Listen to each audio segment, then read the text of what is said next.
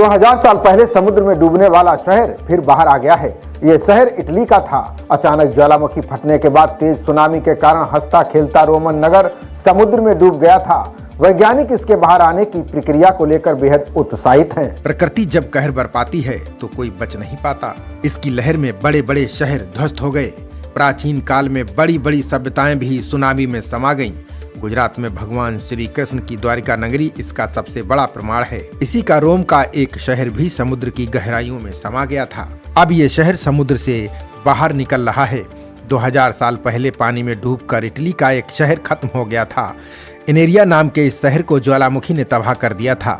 Italy के इस्चिया द्वीप पर 180 ईस्वी में क्रेटियो ज्वालामुखी फटा था। इससे उठी प्रचंड तरंगों ने रोमन बंदरगाह शहर एनारिया को समुद्र में डुबो दिया था। अब पानी के नीचे की सैर और चल रही खुदाई इसके आकर्षक इतिहास को फिर से सतह पर ला रही है। इस खुदाई की वजह से इस्चिया द्वीप के तट पर खोए हुए इस रोमन शहर के खंडहर फिर से दिखने लगे हैं। इस शहर का शुरुआती सुराग 1970 के दशक में मिला था। उस समय गोताखोरों को इस्चिया तट से मिट्टी के बर्तनों और सिल्लियों के टुकड़े मिले।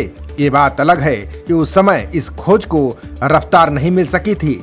2011 में स्थानीय नाविकों और इतिहास में दिलचस्पी रखने वालों को बड़ी कामयाबी मिली जब समुद्र तल के 2 मीटर नीचे दबे विशाल रोमन घाट के अवशेष सामने आए। इसके बाद एम्फोरा, मोजाइक सिक्के, समुद्र किनारे विला के अवशेष और लकड़ी का रोमन जहाज यहाँ मिला था। मीडिया में प्रकाशित रिपोर्ट के अनुसार पुरातात्विक उत्खनन और पानी के नीचे पर्यटन के जरिए इस शहर को दुनिया की नज़र में वापस लाया जा रहा है। ये कट्टारमाना की खाड़ी में स्थित खंडहर सतह के ठीक नीचे स्थित है। बड़ी संख्या में लोग कांच के तल वाली नाव की सवारी से इस साइट को देख सकते हैं।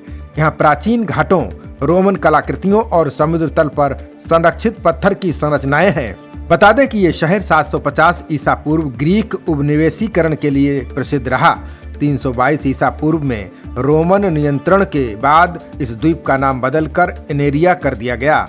ये नाम प्लिनी द एल्डर और स्ट्रैबो के शास्त्रीय ग्रंथों में भी मिलता है। खुदाई के दौरान अब इस रोमन बस्ती के दुर्लभ भौतिक प्रमाण मिल रहे हैं। इस बारे में पुरातात्विक डॉक्टर एलेसेंड्रा बेमिनी का कहना है कि ऐसा माना जा रहा है कि रोमनों ने इस्चिया पर सदियों पहले शहर बसाया होगा। समकालीन रोमन अभिलेखों में इसका वर्णन न होने की बजाय सदियों से लोगों की नजरों से ये शहर अछूता रहा। दूसरी ओर रोमन सैन्य अभियानों में एनारिया की रणनीतिक भूमिका के सबूत मिलते हैं। साथ ही व्यापारिक साक्ष्य भी उपलब्ध हैं। इस स्थल पर पाए गए एम्फोरा भूमध्य सागर के पार 12 उत्पादन केंद्रों में से एक हैं। वैज्ञानिकों ने अनुमान जताया कि ज्वालामुखी फटने के बाद भारी सुनामी आई थी, जिसके बाद ये शहर समुद्र में समा गया। अब पर्यटक गर्मियों के महीनों में इसकी लाइव खुदाई देख सकेंगे। एनारिया का 3D वीडियो इसकी सड़कों, इमारतों और समुद्र तट को दिखाएगा। खबरों का सिलसिला जारी रहेगा। देखते रहिए जनप्रवाद। नमस्कार।